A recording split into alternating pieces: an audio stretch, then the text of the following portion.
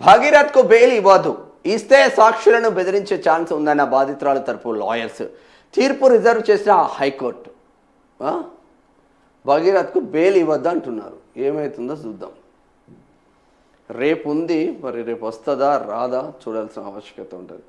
POCSO కేసులో బండి Bhagirath bail పిటిషన్పై సోమవారం ఇరుపక్షాల వాదనలు విన్న హైకోర్టు తీర్పును రిజర్వ్ చేసింది. నిందితుడికి బెయిల్ మంజూరు చేస్తే సాక్షులను ప్రభావితం చేసే ప్రమాదం ఉందని పోలీసులతో పాటు బాధితురాలు తరపు న్యాయవాదులు వాదించారు. ఈ కేసులో పేట్ బషీరాబాద్ పోలీసులు కోర్టులో కౌంటర్ దాఖలు చేశారు. బాలిక తల్లి ఇచ్చిన ఫిర్యాదు మేరకు తొలుత ఫోక్సో కేసు నమోదు చేసినట్లు పోలీసులు వివరించారు. బాధితురాల నుంచి వాంగ్మూలం సేకరించిన తర్వాత అందులో ఉన్న అంశాలు అత్యంత తీవ్రంగా ఉండడంతో అభియోగాలను సవరించినట్లు కోర్టుకు తెలిపారు. నిందితుడు భగీరథ్ సదరు బాలికతో స్నేహం పేరుతో పరిచయం పెంచుకొని పలుమార్లు లైంగిక దాడికి పాల్పడ్డారని ప్రభుత్వ న్యాయవాది వాదించారు. ఈ దశలో నిందితుడికి బెయిల్ ఇస్తే సాక్షులు భయపడే అవకాశం ఉందని, దర్యాప్తు సజావుగా సాగదని పేర్కొంటున్నారు. బయటికి వస్తే సాక్షులు రారు.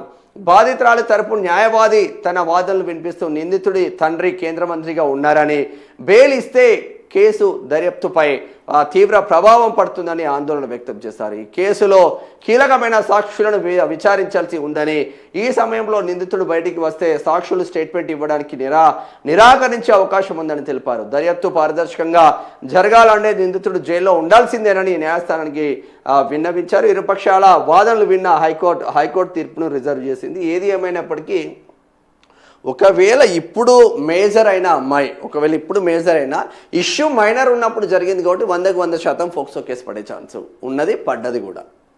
మరి రేపు బెయిల్ వస్తుందా, జైల్లోనే ఉంటుందా వేచి చూడాల్సిన అవకాశం ఉంటుంది. ఒకవేళ బండి భగీరథ్ బయటికి వస్తే సాక్షులను ప్రభావితం చేసే ఛాన్స్ ఉంటుంది.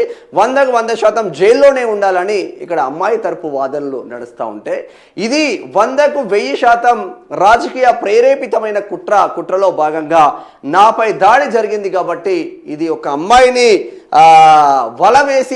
వల వేసి నాపై దాడి చేసింది కాబట్టి 100% బెయిల్ ఇవ్వాలని ఇటు బండి భగీరథ్ తరపు లాయర్లు కూడా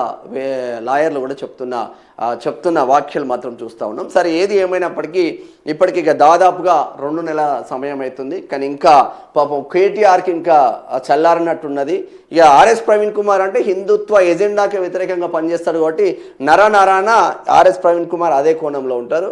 ఇప్పటికీ సిరిసిల్లలో పాపం బండి సంజయ్ కొడుకు ఫోటో, భగీరథ్ ఫోటో పెట్టి ఇంకా జైల్లోనే ఉండాలని పెద్ద ఎత్తున ట్రోల్స్ నడుస్తూ ఉన్నాయి. నీకో కొడుకు ఉన్నాడు, నీకో బిడ్డ ఉన్నాడు కదా కేటీఆర్.